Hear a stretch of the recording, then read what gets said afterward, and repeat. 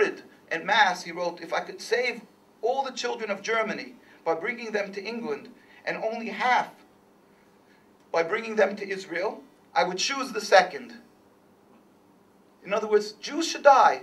That's not the, because we just have to further our ideology of Zionism.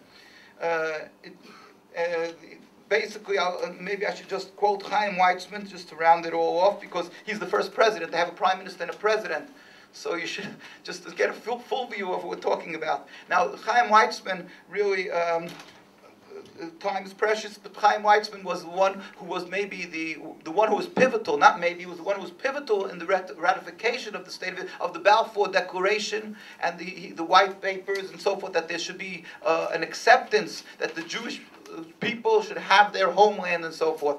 He was very close with the leaders in Europe, and he eventually became the first president of the state of Israel. And in 1938, and I'm quoting not only from his writings, just to show, it was quoted in the Jewish press, October 2002, which is a Zionist, an extremely Zionist paper, and they're quoting him. We have in our historic documents, we have all of this also, quoted from them themselves. And I'm quoting, Palestine cannot absorb the Jews of Europe. Again, remember, this is 1930, at the beginning when Jews were starting to be slaughtered, and they were looking for a solution to save the Jews. So, and he had this meeting of the Zionist leaders. Palestine cannot absorb the Jews of Europe. We want only the best of Jewish youth to come to us. We want only the educated, meaning secularly educated, to enter Palestine for the purpose of increasing its culture. The other Jews will have to stay where they are and face whatever fate awaits them. These millions of Jews are dust on the wheels of history and may have to be blown away. We don't want them pouring into Palestine.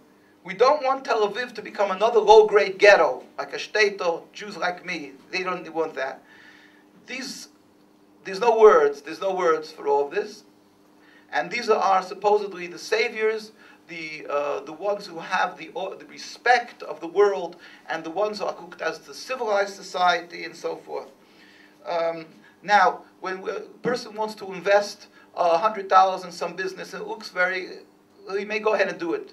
But you'll ask if he's going to invest $1 million, then we've had, unfortunately, a very bad example with the Ponzi scheme, that people will see that it's just a lesson that you have to be much, much more careful. And people insist they're very careful, and in fact, they're bringing to account the ones who are supposed to be accountable for all this. How could you invest so much and you didn't do your homework?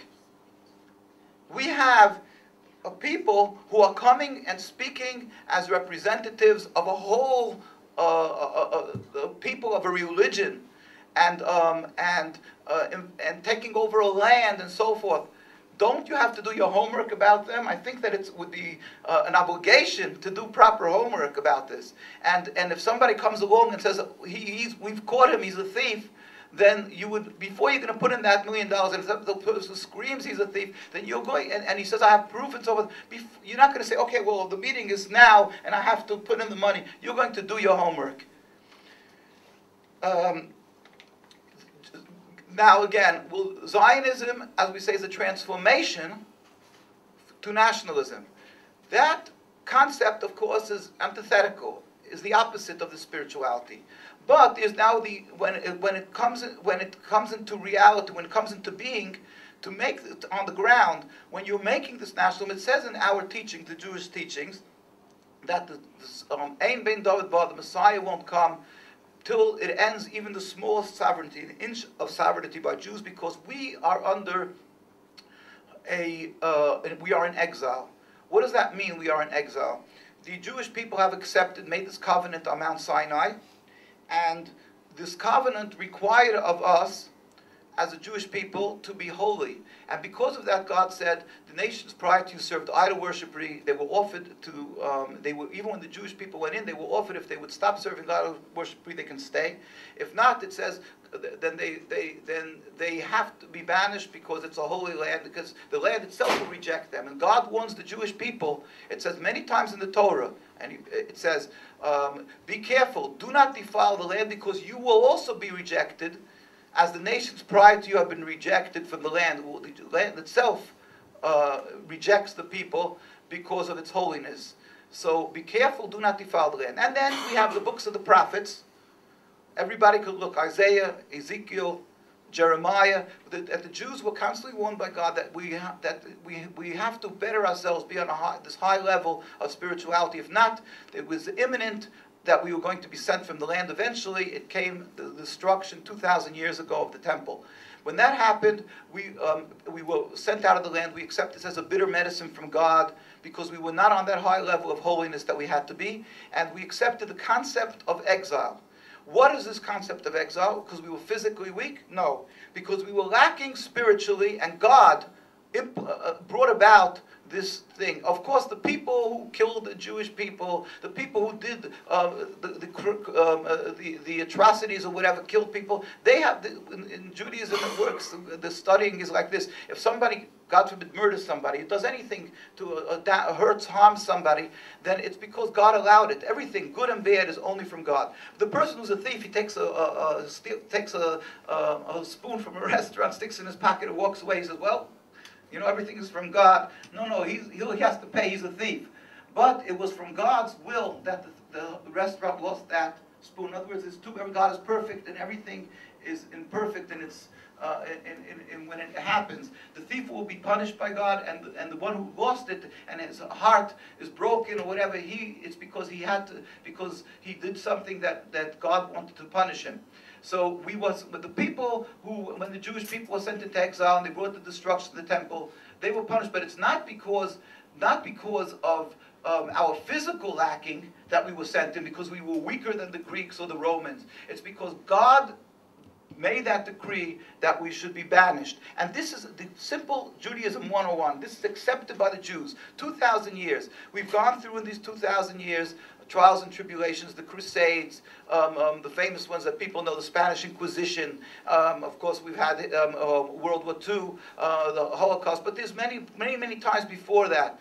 And the Jewish people in the middle, there was a golden age. There was times the Jewish people were very rich, and they asked the rabbis through this time of exile, maybe we should just buy a piece of land. There was response. They were always told, have patience. Maimonides wrote a book called The Letter to Yemen. That was asked this, and every time they said patience. God is totally compassionate, and therefore don't think that the solution is to try to leave what the minute that God feels the time is proper, with a blink of an eye, there will be a metaphysical change. God will end exile. So, and it's because it's God's punishment, it's a medicine. And when God feels the time has come, the medicine has worked, then He will end exile. When we have repented properly and so forth, there will be an end of exile. What is it? So the Jewish people speak, we say in our prayers, because of our sins, we were sent into exile. And the solution is when God accepts our repentance. What will be then? We believe that the end of exile, there will be a metaphysical change in the world. All humanity together will recognize that there's one God. I carry a picture. Well, there was a picture somewhere here that's the Rabbi, whoever anybody came to the United Nations by it's called the Isaiah Wall. There it is. The Isaiah Wall. It's a conclave wall where many demonstrations take place. It's a wall like that across the United Nations. Even though the United Nations is based on democracy and so forth, but they have the verse of Isaiah that says, they shall beat their swords into plowshares, their spears into pruning hooks. Nation shall not lift up sword against another nation, neither shall they learn war anymore. It says the wolf and the sheep will rest together. Well, that concept is an impossibility in our understanding, that the wolf and the sheep can rest together. There shall be but this is a metaphysical change. So the Jewish yearning and hoping, what our whole lives are based is simply this, that we should better ourselves, that we have to, this is our life's work, to elevate ourselves spiritually close to God, and ultimately the pinnacle of our work is the glorification of God. When will the pinnacle of this be? When all humanity will recognize the one God. So we say, we have many verses in our prayers, and everything is based on this. It says, we say the prophet says, the earth shall be full of the knowledge of the Lord, as waters cover the sea. or King David wrote, and this is our prayers, when the nations, the people are gathered together, and the kingdom, to serve God. This is what we yearn and hope for, not for statehood, not for nationalism, nothing in that at all. We are hoping for the glorification of God. And how does it, in other words, there'll be atheists who you know as hardened atheists, and you'll go out in the morning, and all of a sudden, everybody's going to have the spirit of wanting to serve God, and I won't have to convince you, you won't have to convince me. We're not going to say, oh, this is not the Messiah, this is the Messiah. It will be a spirit of everybody joining hands to go up and serve God. That is the Jewish yearning. Anything prior to this happening, this metaphysical change, we were warned by God while we were in exile that as soon as the destruction of the temple came about, we were warned. There's a prophecy of King Solomon that has to do with the existing in exile. God said to us, I'm putting you under 3 oaths. Do not return. I sent you out because of your spiritual lacking. Do not return en masse to the land, in great numbers. Do not rebel against any nation. You have to be loyal citizens in every country where you are dispersed out. And do not try to make attempts to end exile. Not that you could be successful. You can't shoot the spirituality. But don't even make attempts.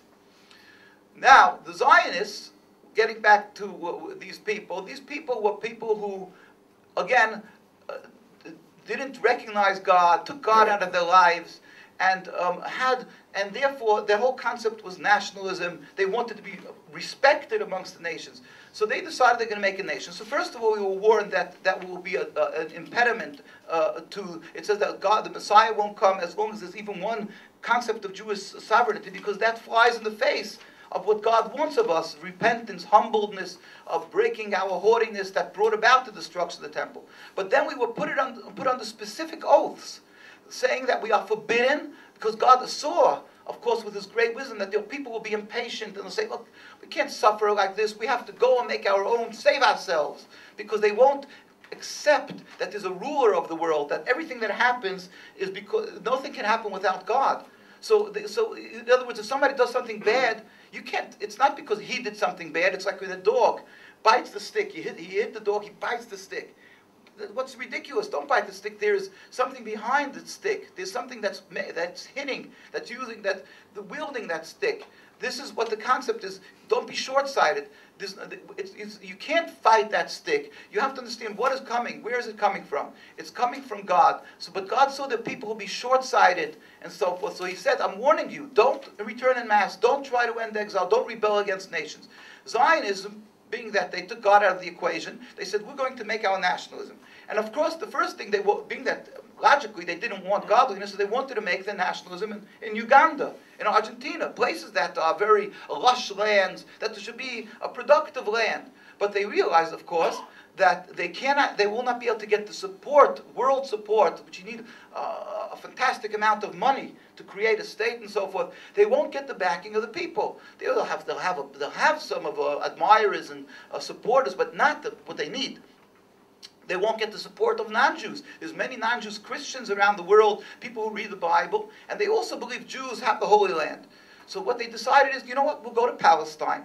Okay, it'll cost more money to invest, to build up the land, but that's the solution. Then we'll be able to get the backing of the Jewish people, because every Jew knows that his grandparents and so forth, whether he's ignorant, lacking of knowledge of the Torah, but he knows this is what Jews always aspire in our prayers. Everybody says it, that we want to return, we want to return. Most people, unfortunately, in the world, unfortunately, are non-religious Jews, not knowledgeable in the teachings of the Torah, but they know that they gather together once a year, the Passover Seder it's called, where they eat the meal, and at the end of the meal they say, L'shana haba b'Yerushalayim, the coming year in Jerusalem. And they understand this is what it's about. But of course, they could just buy a ticket and go to Jerusalem. But that's not what it's about. L'shana means when God will reveal His glory. But the Zionists, this is an opportunity. So they started. So they came along and said, "We'll go to Palestine." Now this is going against every single oath of God. They're going back en masse. In order to do, they couldn't just say we're going to Palestine. They had to say the beginning of redemption. And if you hear their advertisements, always they say, they make beautiful, soft music, that touches the heart, and then they say, we've been 2,000 years without a home and so forth, and they go talking about the biblical things, and then they say, oh, and now we're returning, we have the state, we have, support us, and so forth. So what they're playing on the emotions of the Jewish people, and they call themselves the beginning of redemption. And that's exactly what it says, do not attempt to leave exile in any manner. So that's the third. They're breaching all three oaths, and an oath by oath is much more than even a commandment. It's considered the most serious thing that a person has. So they're breaching every single concept of Judaism. The oath, all oaths, returning en masse. But there's one other thing. Going there to Palestine, if it would be uninhabited, we'd be forbidden to have our own entity. That's the concepts of exile. But so that this would be totally forbidden. But being that they have to go to Palestine, and Palestine was inhabited, so now it compounds it thousandfold. Because now they're rebelling against the nation. They're going against everything in the Torah that says, thou shalt not steal, thou shalt not kill, thou shalt not, all the concepts, the compassion, everything gets thrown out the window. So in every facet of the Torah is breached. So understandably, that all the rabbinical authorities would oppose such a thing. Weeks prior to coming here and translating, putting together the giants of the Torah, the ones that anybody and the whole world would say wouldn't dare. A rabbi certainly wouldn't dare and say, "Oh, I refute these people." The Chafetz Chaim, whose name is the one who wanted life. That was the name of his books. Rabbi Yisroel Meir Cohen, the Chazon Ish who lived in Bnei Brak in Palestine. The giants of the world, who everybody recognizes giants universally, every single one of them, with the most vehement, vociferous opposition to Zionism, they stood up. Everybody said, in every facet, in every aspect, they spoke in every concept of Zionism is totally forbidden and contradictory to our Torah, to Judaism, and we have to stand far from it. We shouldn't support it, and so forth. This is unbelievable what they write. Things that if I would say, people would say that I don't think they would call me very derogatory names. But you have to look at this. And this is a fact. Nobody can refute it. So if someone comes along, somebody with the title of rabbi or deputy board of rabbis or whatever, and I don't know if they keep the 10 Commandments. Some of them do, some of them don't. I don't know.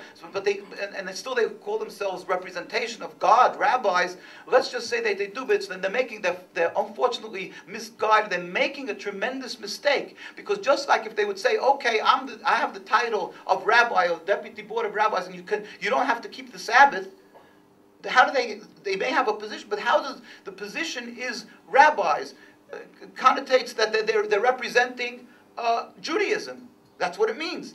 So how could they say don't keep the Sabbath? How could they say that they're standing up against every concept of Judaism, and they're saying Theodor Herzl is right, who announced that he didn't circumcise his child, and they should go against every concept of Judaism, where all the rabbis stood in opposition and so forth. And the time does not permit now, but if you would just see, they made a law system, not the Torah. Their law system in Israel is a secular law system. They did make a rabbinate that they pay for good money, and they have people who are knowledgeable people. I'm not taking away their knowledge, but they pay their lackeys, so when they have to cut down the olive orchards, they should get some slip from the rabbi, a compensation that they should be able to do it, or things like that. Why don't they have, it's according to the Jewish law, it's blasphemy if Jewish people who have any type of quarrel or whatever, that they don't use the Jewish law to settle the dispute. That's called blasphemy. It's because in other words, you're saying God isn't smart enough and so forth. So basically, the rabbinical authorities universally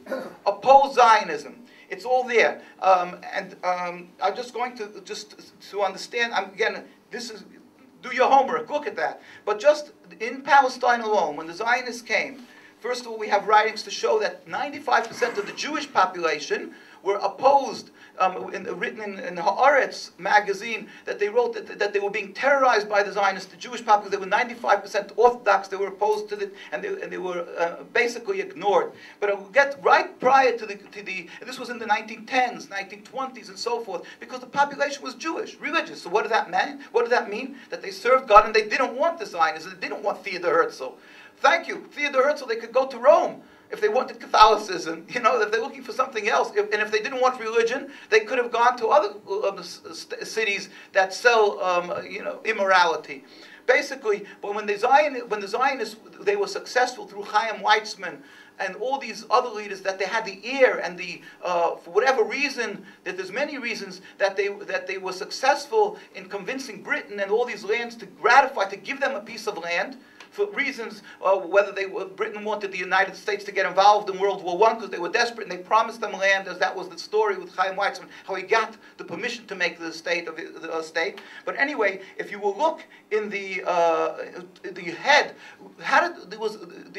we made a rabbinate in the beginning of the 20th century because the Jewish community felt threatened by this influx of this new type of Jew, this non-religious Jew, because nobody came up to Palestine to become rich. It was a poor, poor land. But throughout the ages, it was a holy land. We are in the diaspora. But people would come up in their old age, rabbis, holy men, who would go up to live off their life in holiness in the Holy Land. They would bring their disciples, they would bring their students. And that's how it became a community, one of the richest spiritual community in the world of Jewish people, full of holy men, rabbis, scholars. And this is how they lived a very poor existence materialistically.